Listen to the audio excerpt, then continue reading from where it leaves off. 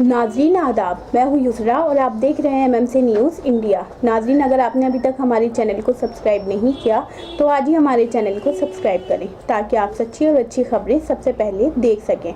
नाजरीन, हमारे साथ बात करने के लिए मौजूद हैं डॉक्टर मुमताज़ आलम रिजवी साहब।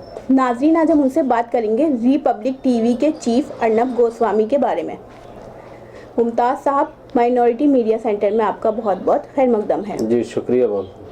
मुमताज़ साहब, रिपब्लिक टीवी के चीफ अर्नब गोस्वामी को गिरफ्तार कर लिया गया है, क्या है पूरा मामला, इस बारे में आप क्या कहेंगे?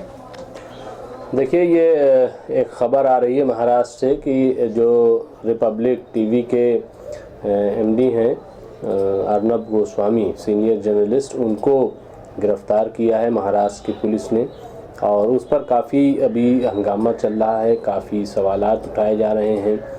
और हालांकि शिवसेना के चूँकि वहाँ पे जो हुकूमत है वो शिवसेना, कांग्रेस और एनसीपी की हुकूमत है, एक मुत्तहदा हुकूमत है। और बहुत दिन से मामला चल रहा है वहाँ पे। जिस तरीके से जब सुशांत का मामला सामने आया था इसरा साहिबा, तो उसके बाद सुशांत के मामले को बहुत बुरी तरीके से उठाया गया था, पूरी एक सियासत उस पर हुई थी। और आखिर में नतीजा ये निकला कि मेडिकल रिपोर्ट आई कि नहीं, सुशांत का कत्ल नहीं किया गया बल्कि सुशांत ने ख़ुदकुशी की है। ये एम्स की रिपोर्ट आई, सीबीआई ने भी इस पर एक रिपोर्ट दे दी।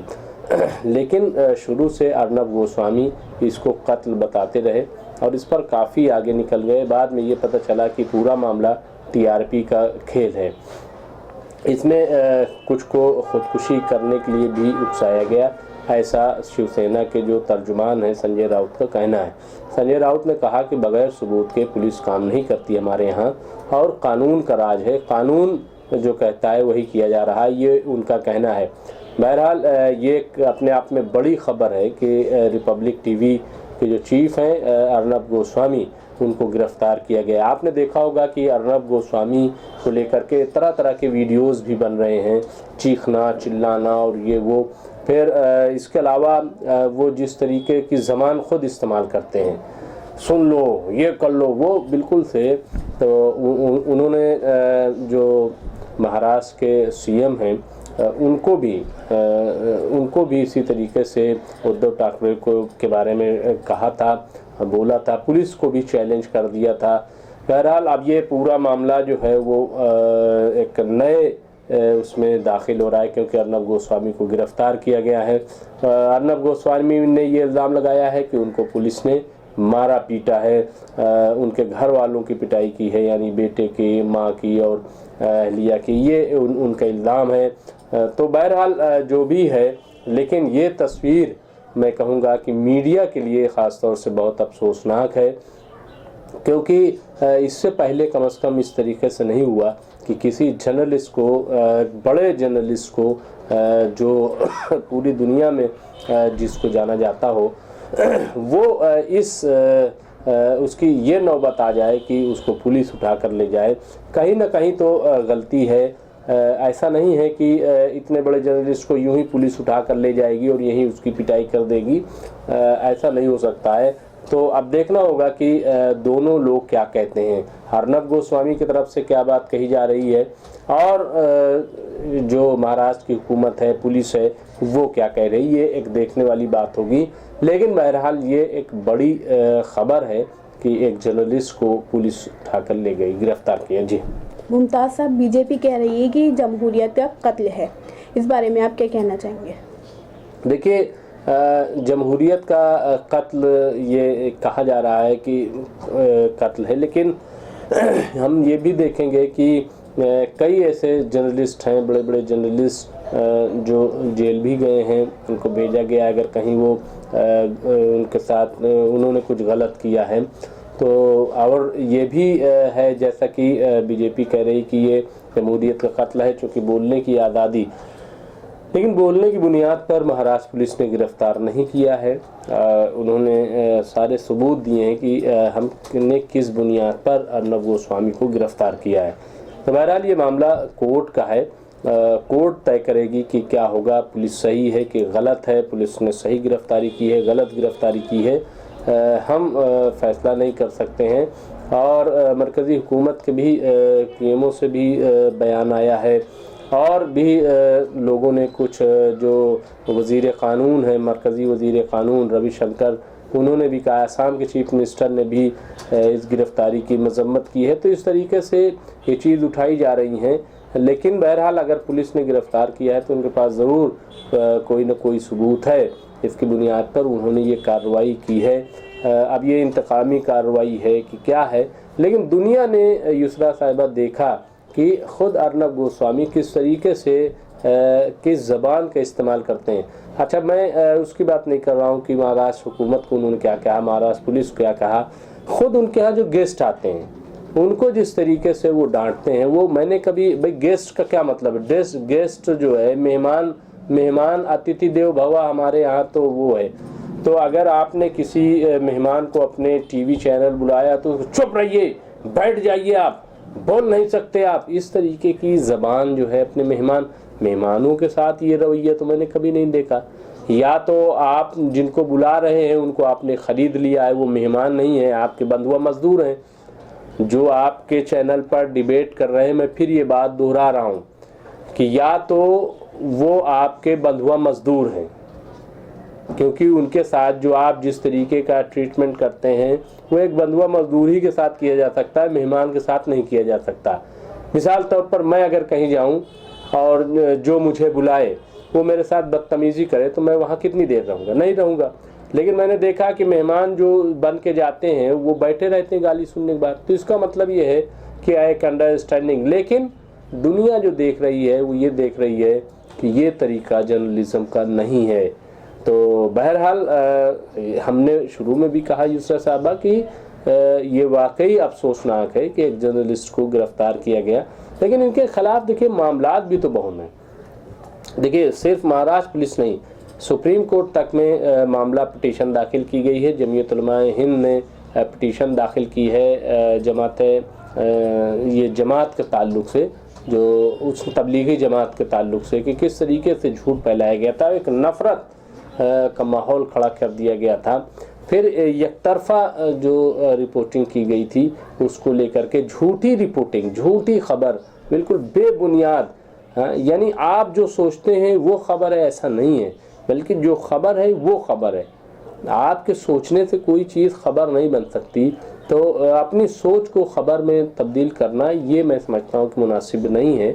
और अगर कोई ऐसा करता है तो मैं समझता हूँ कि वो भी जमहूरियत का कत्ल कर रहा है। जी मुमताज़ साहब, आज़ादी राय इजहार को लेकर जो है बहुत सी बहसें आजकल की जा रही हैं, इस बारे में आप क्या कहना चाहेंगे कि इसके लिए क्या वाकई कोई अभी तक कानून नहीं बना है?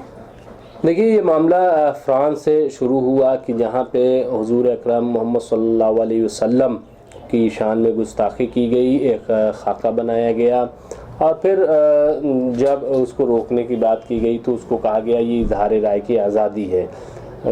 तमाम पूरी दुनिया में प्रोटेस्ट हो रहा है, और यहाँ भी जो मीडिया के ताल्लुक़ से है कि इजहार राय की आज़ादी। तो अभी मैंने कल देखा कि कई लोगों ने ये डिमांड भी की है कि कोई एक ऐसा कानून बने कि जो तय करे कि इजहार राय की आज़ादी भी कहाँ तक है। ये एक पूरी बात, लेकिन मुझे नहीं लगता कि इससे पहले भी एक बात ये कही गई कि जहाँ से दूसरे की नाक तक आप हाथ न पहुँचे वहाँ तक आपकी आज़ादी है।